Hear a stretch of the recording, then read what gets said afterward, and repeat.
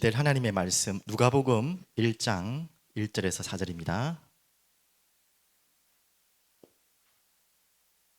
우리 아이들도 다 성경책 가져오고요. 돌아다니면 안 돼요. 성경책 빨리 다 들고 와요. 누가복음 1장 우리 1절에서 4절까지 다 함께 읽도록 하겠습니다. 우리 중에 이루어진 사실에 대하여 처음부터 목격자와 말씀의 일꾼된 자들이 전하여 준 그대로 내력을 저술하려고 붓을 든 사람이 많은지라. 그 모든 일을 그럼부터 자세히 미루어 살핀 나도 데오빌로 각하에게 차례대로 써 보내는 것이 좋은 줄 알았노니 이는 각하가 알고 있는 바를 더 확실하게 하려 함이로다. 아멘. 오늘 말씀 제목은 데오빌로 여입니다. 데오빌로 여. 혹시 여러분들은 기대하셨습니까? 이제 빌립보서 마치고 어떤 말씀을 할지. 아유 감사하네요. 저 오랫동안 기도하다가 하나님 마음 주신 마음이 오래전부터 좀 마음 갖고 있던 것이 원래는 사도행전이었습니다. 이제 교회가 시작되니까 교회 시작과 함께 사도행전을 함께 인도받아야겠다라고 처음에는 말씀을 준비하고 오래전부터 마음을 가졌는데 갑작스럽게 하나님 마음을 돌이키신 게 사도행전은 2권이고요 1권이 있지 않냐 이렇게 1권이 누가복음이거든요. 말은 좀 이상한 이야기지만 누가가 쓴 사도행전 이전에 쓴 성경이 바로 누가복음입니다. 그래서 사도행전 이전에 조금만 더 복음을 더 명확하게 정리한 것을 먼저 확인해라라고 마음을 주셔서 누가복음을 먼저 시작하게 되었습니다. 아시다시피 24장까지 있습니다. 제법 긴 여정이 될 겁니다. 올해 안에는 안 끝나고요. 24장이면 최소한 하루에 한 주에 한 장이 아니거든요. 나누면 최소한 한 장에 3주는 갈 텐데 그러면 뭐 3을 곱으면 아주 어마어마한 시간이 걸리겠죠. 그런데 기대합니다. 오늘 누가복음 시작인데 이 누가복음이 마칠 때쯤에는 오늘 데오빌로에게 누가가 전했던 또 간절하게 기도했던 전하려고 했던 그 모든 메시지와 그 기도 제목 속에 있던 성장이 여러분 우리 교회에 여러분 개인에게 또 우리 특히 아이들에게 반드시 이 말씀이 이루어져서 잘할 줄을 기대하며 오늘은 시작인데요. 기억하십시오. 오늘 며칠입니까? 7월 14일입니다. 이제 언제 끝날지 모르겠지만 그날까지 여러분이 얼만큼 내 자신이 바뀌어 있는지를 아마 조금이라도 메모를 해놓으시면 좋을 것 같아요. 여러분 생각이 바뀐 거, 마음이 바뀐 거. 그래서 누가복음 마지막 24장을 할 때, 마지막 절을 할 때 다시 처음 시작할 때 돌아보며 그때 나의 마음 상태, 그때 내가 고민했던 거, 내 신앙의 시간표 수준들을 돌이켜보면 아마 감사밖에 안 나올 줄 믿습니다. 하나님 말씀 살아있기 때문에 부족한 종이지만 하나님의 말씀은 부족하지 않기 때문에 그럴 줄 믿습니다. 그래서 먼저 서론에 이 누가복음에 지금 오늘 본문은 누가복음 안에 또 서론입니다. 다른 복음서는 서론이 없어요. 그냥 바로 들어가는데 유일하게 누가복음만 서론이 이렇게 나와 있습니다. 근데 이 서론이 그냥 서론이라고 우리가 가볍게 생각하는데 굉장히 중요한 서론이고요. 어떻게 보면 서론이 없으면 본론이 없는 것처럼 굉장히 중요한 모든 결론을 다 가지고 서론을 누가는 썼습니다. 누가의 직업 아시죠? 뭘까요? 우리 아이들 직업 의사였습니다. 바울을 따라다녔던 의사. 그래서 의사의 특징상 논리적이겠죠. 그래서 다른 복음서보다 훨씬 더 논리적으로 잘 정리된 복음서가 누가복음이라고 합니다. 그래서 이 누가복음을 통해서 방금 말씀드린 것처럼 조금만 특징을 이제 시작이니까 말씀드리면 다른 복음서도 다 나와 있겠지만 특별히 예수님의 기도하는 모습들이 많이 나와 있다고 합니다. 그 부분을 잘 강조했어요. 그래서 이번 누가복음을 통해 복음을 아는 것을 말할 필요도 없고 복음과 함께 기도의 비밀을 찾길 바라고요. 그럼 복음과 함께 기도가 되어지면 반드시 일어나는 일이 있죠. 성령의 역사. 그래서 누가복음은요, 사도행전도 잘 아시다시피 성령의 역사를 굉장히 강조해놨어요. 그러면서 성전에 대한 예루살렘 성전, 우리 마음이 성전, 마가다락방 일어났던 초대 교회 시작, 교회에 대한 아주 깊은 의미들이 나와 있습니다. 또 미리 조금 말씀드리면 이 누가복음은 지금 누가가 우리 아이들 한번 맞춰봅시다. 유대인일까요? 유대인이 아닐까요? 유대인이 아닌 걸 이방이라 그러죠. 유대인일까요? 이방인일까요? 잘 맞췄습니다. 눈치는 빠르네요. 이방인입니다. 이방인의 입장에서 또 기록했기도 하겠지만 이 예수 그리스도의 말씀이 만민에게, 특히 이방인에게, 모든 만민에게 증거될 것을 마음에 품고 하나님이 주신 마음이 이 누가복음입니다. 그 이방인 가운데서도 뭐 족속이 다르다는 이방인도 있겠지만 또 그 가운데 소외된 자, 가난한 자, 여인, 특히 시대가 만들어준 죄인, 특히 그 가운데 선한 사마리아인이 비유가 유일하게 사건이 누가복음에 또 기록되어 있죠. 장애인, 이런 소외된 자들의 복음이 증거되는 모습들을 굉장히 세밀하게 초점을 맞춘 것이 또 누가복음입니다. 기대가 되시죠? 기대를 하시고 저희가 읽어가기는 그 부분만 읽지 마시고 미리 조금씩이라도 깊이 묵상을 하고 가십시오. 그러면서 주일날 따라가시면 더 좋죠. 그래서 오늘은 다시 말하지만 누가복음의 서론인데요. 우리가 잘못 이렇게 이야기할 때, 야, 너 서론 인생 좀 끝내. 서론을 왜 자꾸 붙잡고 있어? 이런 이야기를 하는데, 그런 의미에서는 서론은 별로 좋은 의미가 아니잖아요. 그런데 여러분, 무슨 글을 쓰거나 뭐 책을 쓰거나 특히 뭐 논문을 쓰거나 할 때는요, 아까 말했듯이 서론에 다 있다니까요. 뭐 글 쓰는 법이 좀 다르겠지만 서론에 다 담겨 있어요. 오늘 누가복음의 서론도 그냥 본론을 하기 위한 하나의 그냥 작은 이야기가 아니라 이 누가복음 전체의 방향을 이끌어주는 중요한 내용이 이 서론에 나와 있어요. 그래서 여러분은 하나님을 믿는 자 맞으십니까? 복음 가진 분 맞으시죠? 여러분에게는요, 결론을 가지고 시작하는 게 서론입니다. 여러분은 복음을 가졌기 때문에. 복음을 안 가진 자들에게는 모든 인생이 서론도 아니에요. 조금 비하하는 말이 아니라 실제 그렇죠. 인생이 시작된 게 아니에요. 복음을 가지면서부터 진짜 인생은 시작되는데, 여러분은 복음 가졌다는 것은 이미 결론을 가지고 시작하는 거예요. 서론이 바로 그런 내용입니다. 이미 모든 결론을 가지고. 그러면 지금 여러분 알다시피 누가가 데오빌로 각하에게 글을 쓴 내용이 지금 누가복음이고 또 사도행전인데, 누가가 지금 서론을 쓰면서 결론을 가지고 썼을까요? 막 써가면서 결론을 찾아갔을까요? 당연한 거죠. 이미 서론의 결론을 다 가지고 서론을 시작한 겁니다. 그게 복음 가진 자의 인생이고 우리 또한 그렇게 시작되는 거죠.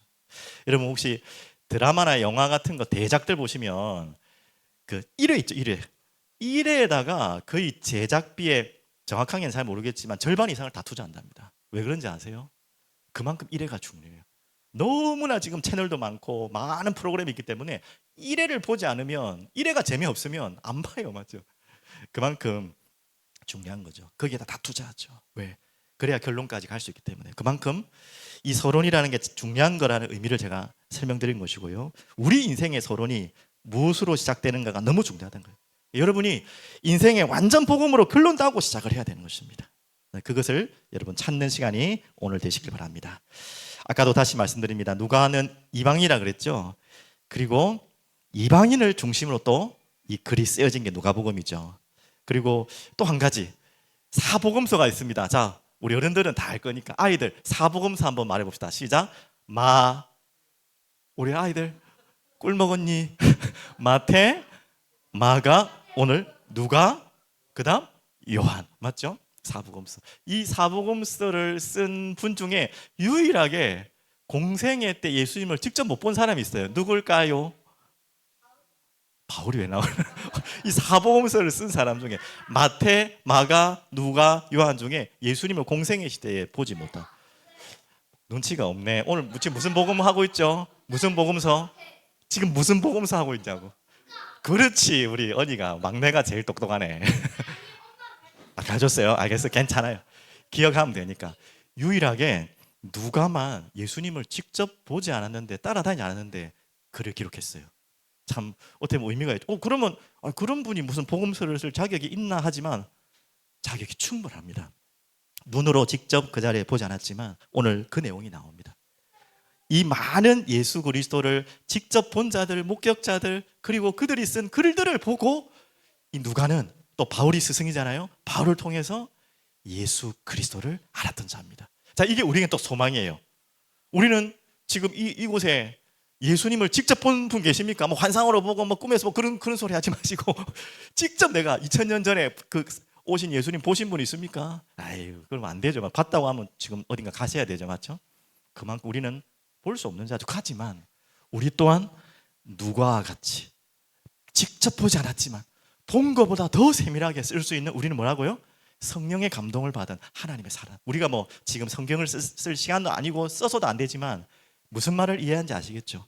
그 교훈도 또한 주고 있습니다.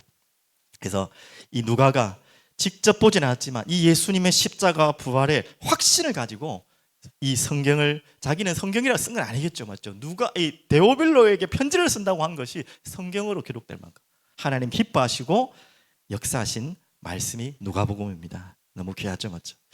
그런데 오늘 제목에 대해서 좀 질문하신 분 없습니까? 오늘 분명히 데오빌로 각하라고 나왔는데 왜 데오빌로여라고 제목을 잡았을까요? 사도행전이 아닌데. 근데 힌트를 드리면 사도행전은요 데오빌로여 나옵니다. 왜 이럴까요? 혹시 안 궁금하셨습니까? 누가복음은 데오빌로 각하, 이게 존칭을 쓰는데 사도행전은 1장에 보시면 데오빌로여, 좀 약간 낮추는 편안한 말이잖아요. 왜 그런지 아세요? 좀 친해졌으니까 이제 그랬을까요? 뭐 그렇게 이야기하지만 그건 저도 알지 못하지만 이 데오빌로라는 이름의 뜻을 먼저 설명드리면 너무 좋은 이름이에요. 데오가 알잖아요. 하나님, 필로스 알죠? 그러니까 하나님을 경외하고 사랑하는 자, 이런 뜻이 얼마나 좋은 이름입니까? 한국 이름이 아니라서 그렇지만 자녀 중에 혹시 이름 별명이라도 데오빌로 참 좋은 이름입니다. 하나님을 사랑하고 경외하는 자. 그래서 원래 데오빌로 각하라는 한 사람에게 기록된 글인 것처럼 편지인 것처럼 보이지만 또 어떤 학자들은요 데오빌로, 이 땅에 사는 모든 데오빌로에게 남기는 글이기도 합니다. 그런 의미에서 데오빌로여 한 겁니다. 그러면 우리의 이름이, 여러분의 이름이 지금 데오빌로라는 이름을 가지신 분은 이 자리에 당연히 없겠지만 여러분과 저에게 하는 말씀이에요. 데오빌로라는 한 사람에게 쓴 글 같지만 하나님을 경외하고 사랑하는, 또 사랑할, 경외할 자들에게 증거할 메시지가 바로 이 누가복음이에요. 그래서 데오빌로여, 맞죠? 우리 한번 옆에 가족들, 소중한 우리 교회 안의 가족들께 인사하겠습니다. 데오빌로여 한번 해봅시다. 좀 이상해요. 데오빌로여. 네. 당신이 데오빌로입니다. 같이 인사하겠습니다. 당신이 데오빌로이십니다. 오늘 그 마음으로 데오빌로여 했습니다. 그러면 하나하나 찾아가야겠죠. 어떤 자가 데오빌로고 데오빌로의 자격이 있고 데오빌로 같은 사람으로 우리가 준비를 해야 되는지. 자, 첫 번째입니다. 바로 이런 자입니다. 말씀에 일꾼된 자들. 오늘 1, 2절 한번 보실까요? 읽었지만 다시 한번 읽겠습니다. 우리 중에 이루어진 사실에 대하여 처음부터 목격자와 말씀에 일꾼된 자들이 전해준 그대로 내력을 저술하려고 붓을 든 사람이 많은지라. 자, 오늘 누가가 글을 기록했지만 누가가 어떤 것을 가지고 기록했죠? 누가복음을? 예수님을 진짜 옆에서 따라다니면서 제자의 모습으로 그분의 행적을 기록한 게 아니에요. 지금 누가는 유일하게 복음서 중에. 그런데 그 예수를 만난 목격자와 그 예수를 만난 목격자이자 또 글을 쓴 사람도 있겠죠. 그런 많은 사람들의 글을 보고 또 그 스승인 바울을 통해서 누가는요 예수님을 만났고 부활하신 주님을 만났고 그 주님을 기록한 내용입니다. 그래서 오늘 데오빌로 같은, 또 상징적인 의미로 데오빌로입니다. 누가와 같은 이 말씀에 일꾼된 자들 여러분 다 되시길 바랍니다. 아까 인사했죠. 데오빌로 했죠. 데오빌로가 뭐 이름만 좋단 말이냐? 아니요. 말씀에 일꾼된 자들이 데오빌로예요. 오늘 우리 사랑의 흐르는 교회의 목회자로서 저부터겠지만 기도 제목 드립니다. 이 자리에 있는 모든 한 사람도 제외 없이 특히 우리 아이들이 말씀의 일꾼 된 자 되기를 바랍니다. 그 말씀의 일꾼 되도록 준비되시길 바랍니다. 그렇죠? 그러려면 제일 먼저 우리가 알아야 될 거, 이루어진 사실. 1절에 이루어진 사실, 이 부분이 뭘까요? 지금은 신약이 완성되지 않은 시기에 쓴 거예요. 그러면 어떤 글을 말하는 거겠습니까? 당연히 구약을 말하는 거겠죠. 이루어진 사실. 근데 기록된 사실이 아니라 이루어진 사실이란 말은 다른 이야기잖아요. 구약은 기록된 사실이잖아요. 근데 기록된 게 뭐예요? 실제로 이루어졌어요. 누구를 통해서? 그리스도 예수를 통해서. 그거를 붙잡으라는 거예요. 구약의 말씀이 실제로 이루어져서 그분이, 그 기다렸던 메시아가 오셨다. 그분이 바로 그리스도 대신 예수님이시다. 그 이루어진 사실에 대해서 정확하게 알고 있는 자가 바로 말씀에 일꾼된 자들입니다. 여러분 기도 제목 잡으셨죠? 그냥 말로만 아멘 하시면 안 돼요. 진짜 하나님 저를 말씀에 일꾼된 자로 쓰임받게 해주옵소서. 그런 자로 준비해 주옵소서. 그러려면요, 진짜 기록된 말씀, 그 기록된 말씀이 이루어진 것을 확인하셔야 돼요. 그래서 여러분을 그런 자로, 하나님의 말씀이 나를 통해, 내 인생을 통해 성취되고 이루어지는데 내가 쓰임받는 자가 말씀의 일꾼된 자예요. 자, 그래서 골로새서 1장 25절 한번 볼게요. 자, 읽겠습니다. 내가 교회의 일꾼된 것은 하나님이 너희를 위하여 내게 주신 직분을 따라, 직분이 중요한 게 아니에요. 그 목적이 뭐예요? 하나님의 말씀을 이루려 함이니라. 여러분에게 하나님이 귀한 직분을 주시겠죠. 안 주셔도 상관없습니다. 당연히 그걸 사모하셔야겠지만 우리가 해야 될 일은 뭐예요? 하나님의 말씀을 이루려 함이라.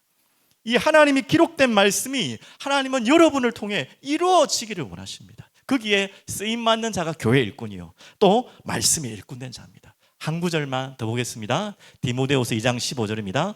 너는 진리의 말씀을 옳게 분별하며 부끄러울 것이 없는 일꾼으로 인정된 자로 자신을 하나님 앞에 드리기를 힘쓰라. 어떻게 됐죠? 이 진리의 말씀을 옳게 분별하고 우리가 순수하게 의심하지 않고 말씀을 받아야 되죠. 하지만 분별할 수 있어야 됩니다. 그것이 안 돼서 많은 이단들이 나오고 사이비 종교들이 나오는 거예요. 그래서 우리가 항상 말씀을 읽고 받을 때에 성령께 감동하게, 인도받게, 완전히 이끌림받게, 그리고 목회자와 지도자의 지도를 잘 받고 우리 분별하여 말씀을 준비하고 따라가야겠죠. 이 부분이 너무 중요합니다. 그래서 그것을 통해서 내 자신을 하나님 앞에 드리기를 힘써라. 조금 막연한 이야기죠. 드리라는 말은 여기는 제의적 의미가 있어요. 제사, 구약 제사 있죠.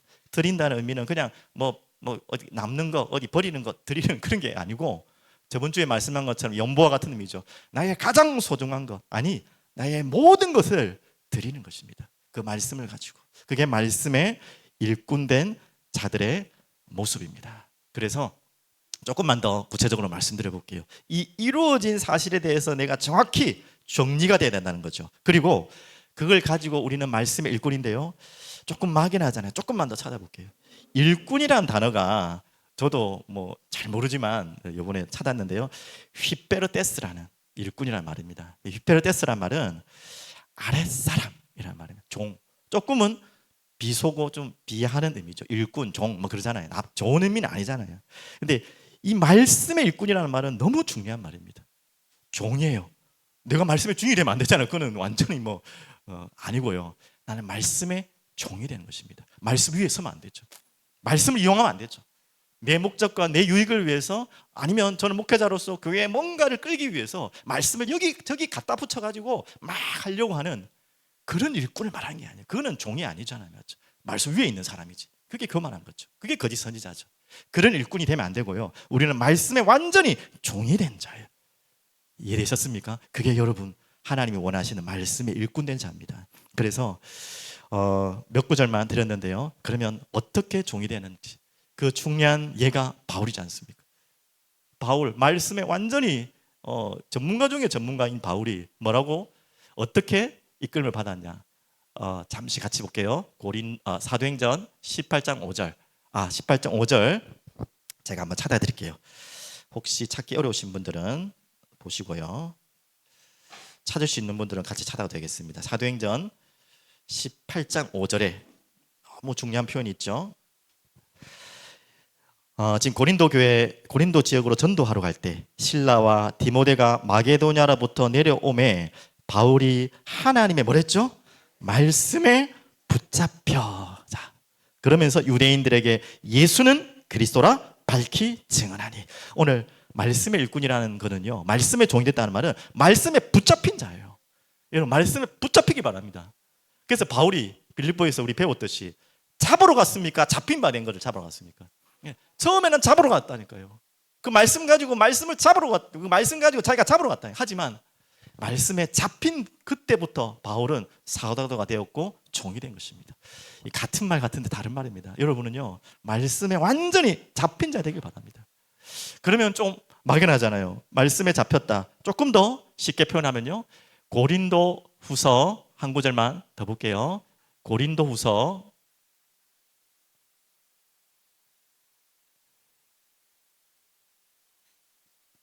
잠시만요. 지금 점막이 잘못됐는데요.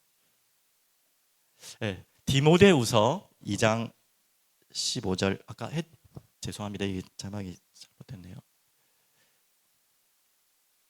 골로새서 1장 25절은 아닌데 저게 왜 나와 있죠? 나왔습니까? 예. 자, 같이 읽겠습니다. 그리스도의 사랑이 우리를 어떻게 해요? 강권하시는도다.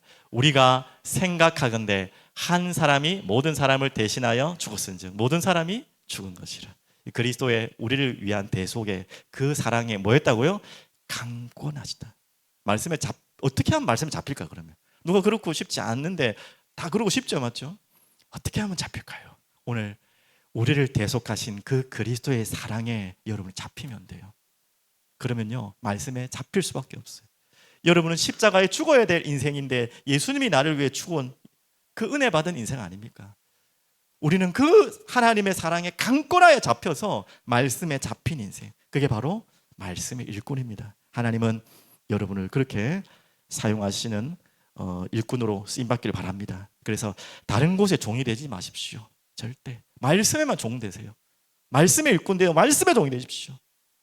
그리고 여러분이 진짜 말씀에 사로잡히고 그 하나님의 사랑에 꽝꽝하게 잡혀버리면 한 가지 되어지는 게 있어요. 그게 뭔지 아세요? 여러분이 붙잡혀 있는 그것에서 나올 수 있어요.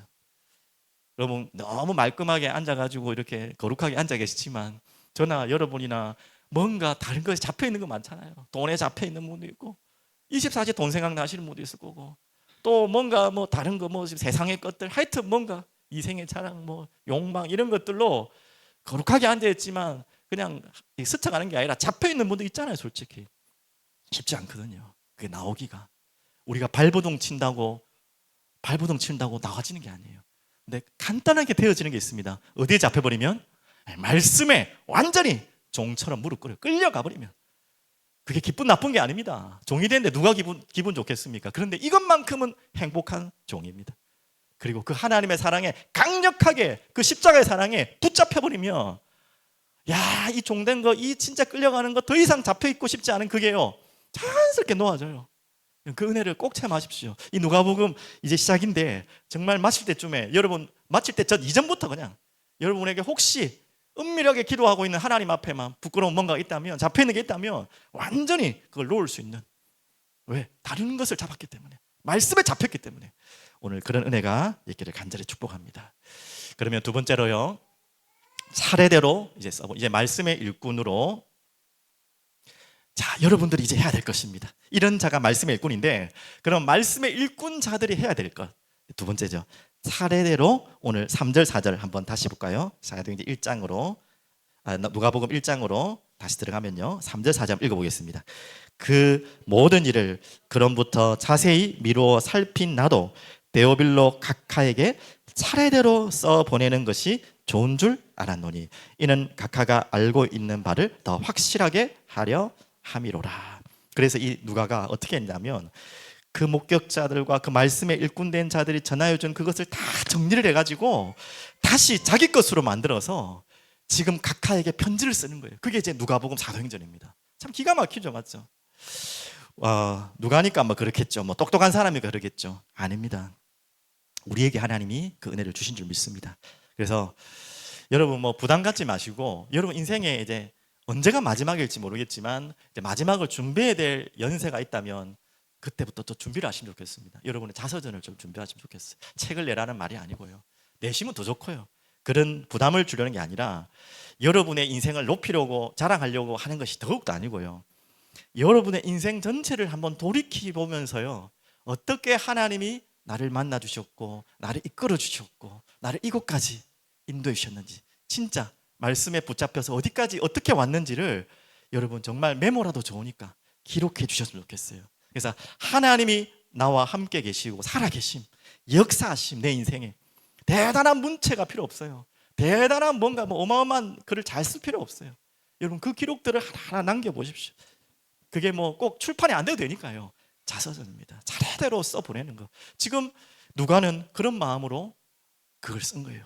그 간증문 같이. 그리고 그 내용들을 이 각하인 데오빌로에게 글을 기록한 거 아닙니까? 그래서 제일 처음 우리 차례대로 써라 이 말은 뭐죠? 방금 제가 설명한 것처럼 정리하라는 것입니다. 근원부터 자세히 미루어 살핀 나도 자세하게 자, 성경을 이제부터 저희들이 훈련하고 있죠. 읽으십시오. 이제 메시지만 듣지 마시고 여러분들이 가능하다면 성경을 하나 읽어보십시오. 당연히 성경 읽다 보면 이해도 안 되고 어렵고 단어도 어렵고 하물며 읽다가 막 불신앙도 들고 말이 안 되는 것 같은 이야기도 많이 나올 겁니다. 예, 여러분, 그래서 성령께서 깨우침을 달라고 기도하시면서 지도를 받으면서 읽으시되 핵심을 반드시 찾으십시오. 성경 읽을 때 예수 그리스도에 대한 기록이 성경이죠. 조금 더 큰 넓은 의미로는 예수 그리스도가 통치하실 하나님의 나라, 성삼위 하나님이 다스리시는 하나님의 나라가 큰 맥입니다. 그런 관점으로 정리를 해나가셔야 돼요. 성경을 먼저 정리해 나가셔야 돼요. 이루어진 사실, 구약부터 신약까지 쫙 여러분 정리하십시오. 자, 오늘 누가복음 서론인데 이미 우리에게는 결론이 있습니다. 이 서론을 시작으로 해서 누가가 결론적으로 쓰려고 했던 내용이 뭔지 24장을 언제 24장 갈지 모르겠지만 오늘 한번 맛을 미리 보겠습니다. 누가복음 24장 27절 한번 읽어볼게요. 이 누가복음을 쓴 목적, 더 큰 목적은 성경을 하나님께서 우리에게 주신 목적, 이제 성경을 읽어가셔야 하기 때문에 처음부터 결론을 가지고 성경을 읽어야 돼요. 읽으면서 결론을 찾아 나가면 안 돼요. 그럼 방향이 엉뚱한 데로 가요. 정확한 목적과 방향이 있어야 됩니다. 그게 바로 누가복음 24장, 제가 몇 절에 했죠? 27절 찾으셨습니까? 다 읽겠습니다. 이에 모세와 모든 선지자의 글로 시작하여 모든 성경에 쓴 바 자기에 관한 것을 자세히 설명하시니라. 이 자기는 누굽니까? 바로 예수님 자신입니다. 더욱 구체적으로 옆에 44절 한번 보겠습니다. 시작. 또 이르시되 내가 너희와 함께 있을 때에 너희에게 말한 바 모세의 율법과 선지자의 글과 시편에 나를 가리켜 기록된 모든 것이 이루어져야 하리라 한 말이 이것이라 하시고. 자, 이 누가가 결국 서론을 통해 이 결론까지 가기 위해서 뭘 이야기하려는 거 알겠죠? 이거 설명하는 거예요.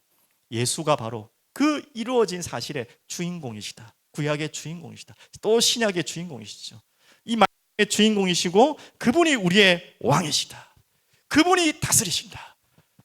이것을요 데오빌로에게 전하고 있는 것입니다. 우리에게 전하고 있는 것입니다. 그래서 이 관점으로 여러분이 성경 전체를 그리스도가 주인 되시고 그리스도가 통치하시는 하나님의 나라, 그리고 그분이 왕이 되심을 여러분 그 문맥으로 정리를 쫙 나가셔야 돼요. 그러면서 이것을 가지고 아까 방금 말씀드린 것처럼 이제 보내는 것입니다. 이제 이 누가가 이렇게 글을 다 이루어진 사실을 다 정리해가지고 구약도 정리하고 또 예수님을 목격한 목격자들의 증언과 그 또 글들을 다 정리해서 이제 나의 글로 누구에게요? 데오빌로에게 전하는 글이 누가복음이에요. 자, 여러분이 그렇게 정리하셔서 이제는 자서전이라는 이야기를 한 이유가 그겁니다. 여러분의 글로 남기십시오. 여러분의 글로 정리하시고 남기십시오. 알겠죠? 남의 글 말고 나의 이야기 써내려가는 자입니다.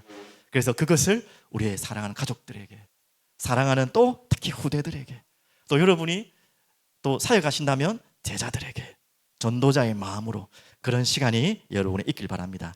그래서 아까 읽었던 다시 누가복음 24장 46절 48절에 보면요 이렇게 나옵니다.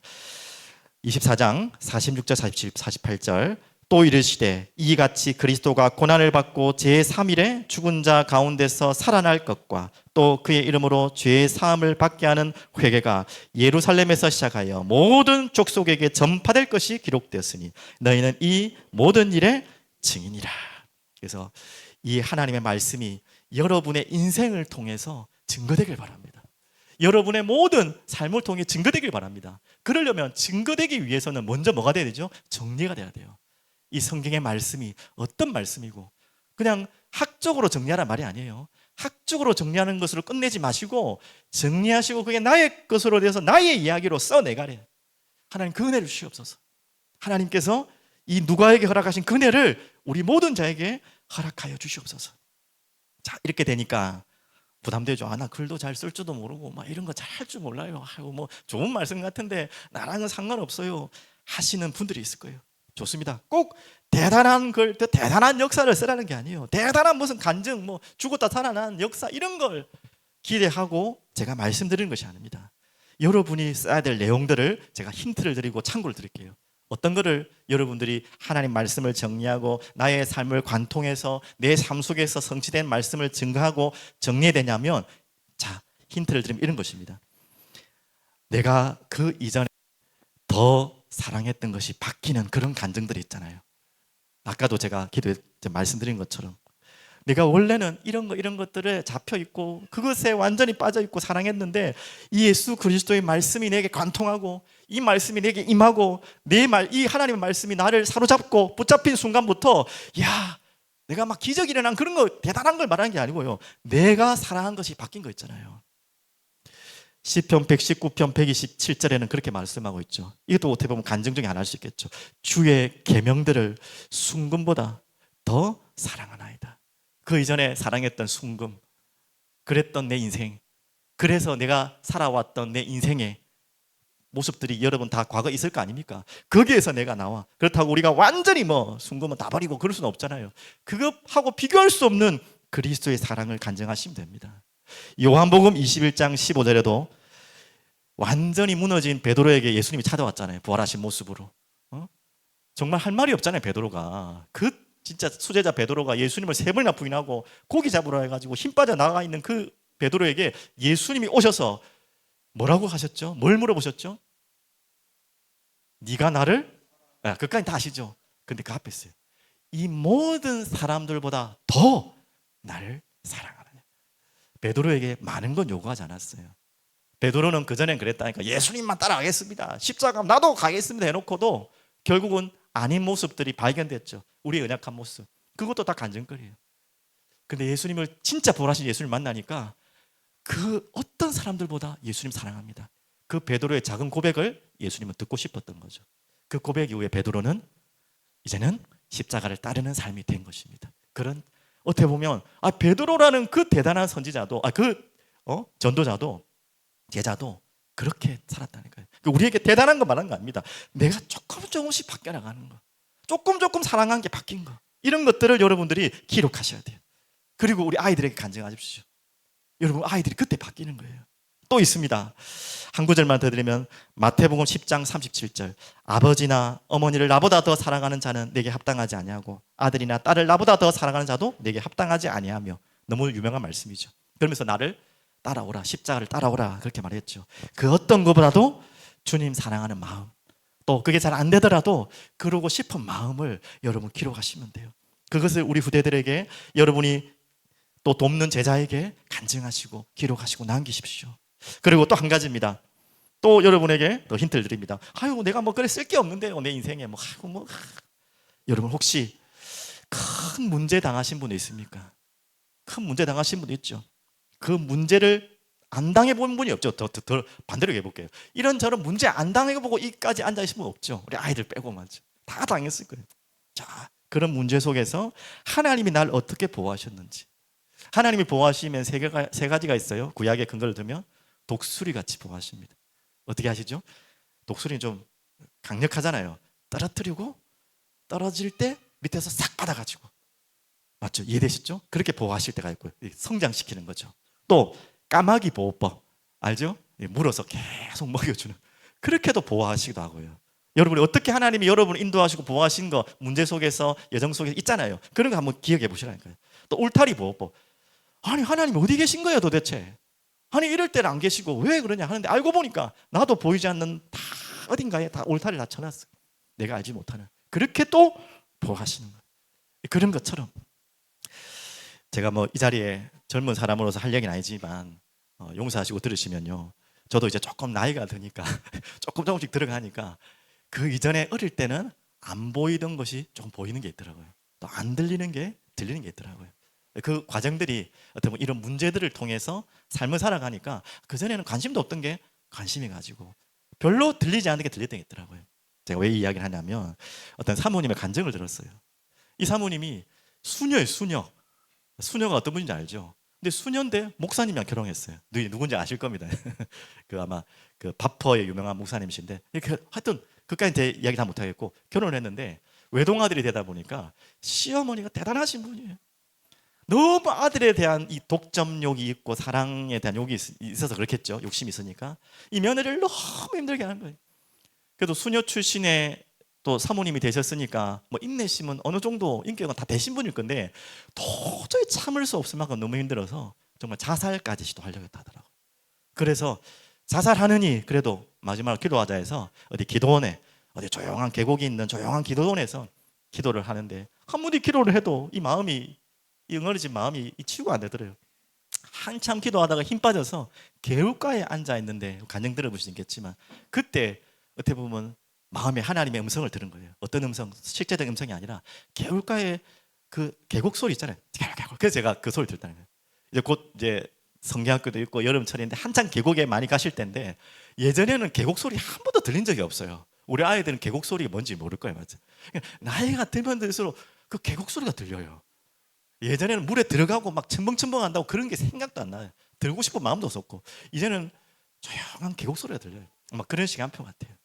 이 사모님이 어느 날 들려왔던 계곡 소리가 들리는데 어떤 마음이 들었냐면, 그래, 저 물이 내려오는 소리가 저렇게 왜 이렇게 아름다울까 하니까 작은 돌들이 막 이렇게 막고 있는 거잖아요. 물을 못 내려오도록. 그 물과 돌들이 다다다다닥 마찰을 하는 소리가 함께 계곡 소리가 너무 아름답게 들리잖아요. 하루 종일 들려도 질리지 않는 소리잖아요. 그걸 들으면서 마음속에 울림이 왔대요. 그래, 저 작은 돌들도 저렇게 부딪히면서 물이 흘려가면서 거기에 이리저리 부딪히면서 서른 아름다운 소리를 내는데 나에게 하나님이 전 허락하신 거 아니냐, 그런 마음을 딱 주셔서 그걸 뛰어넘었대요.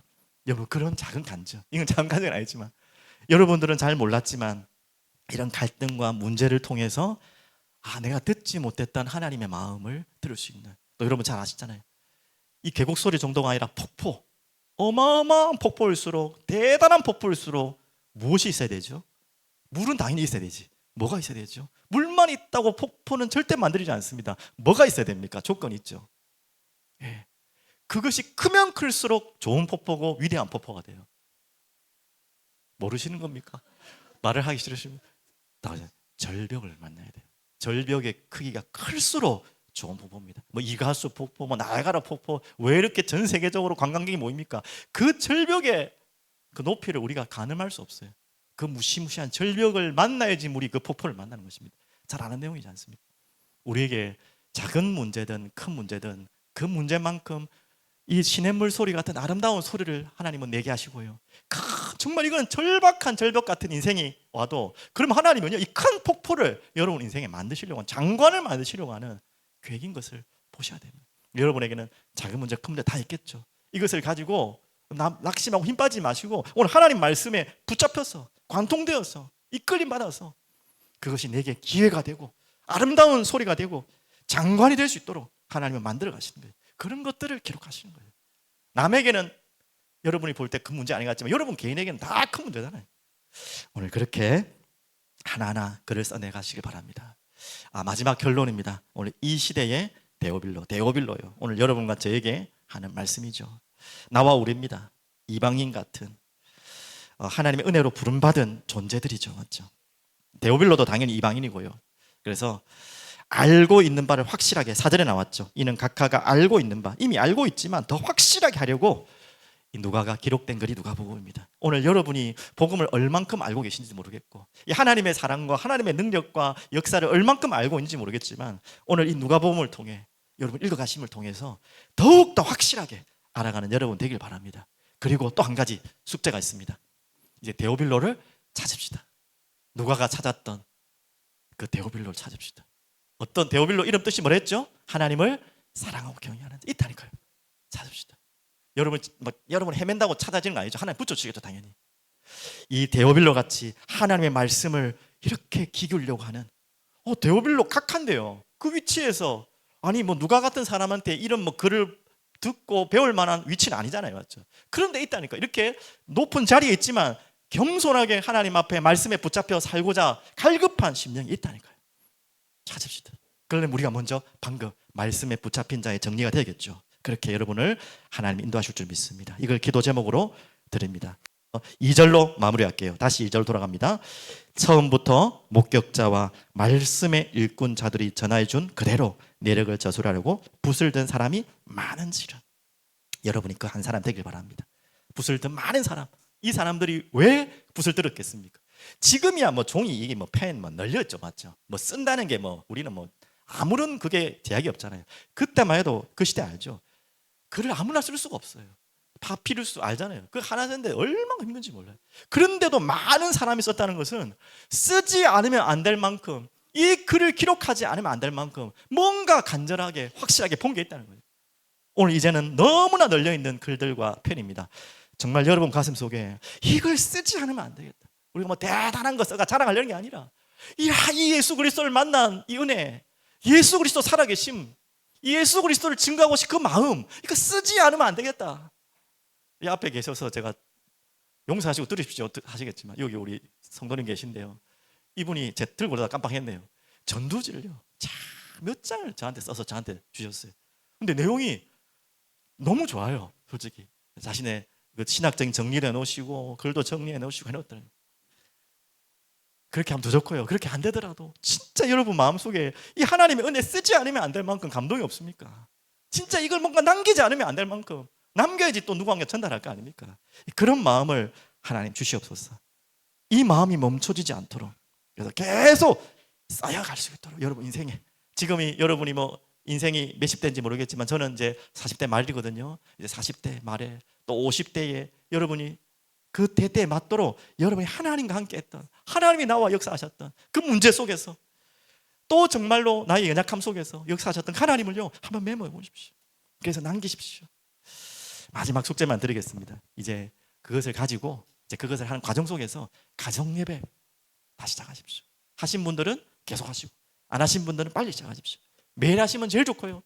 매일이 어렵다면 한 주에 한 번이라도 우리 아이들 다 앉혀놓고 막 가르치려고 하지 마시고 작은 거라도 내 부족한 거 고백하고 하나님 말씀 읽고 같이 나누고, 그리고 우리 구역별 전도회도 마찬가지입니다. 오늘 구역별 전도회 또 뭐 말씀 나눔이 있을 텐데 여러분 일상도 이야기해야 돼. 그 이전에 오늘 지금 이 누가복음 1장 1절에서 4절까지 저를 통해 또 여러분이 말씀 읽으면서 내 마음에 주신 작은 뭔가 울림이 있다면 그걸 같이 좀 나누세요.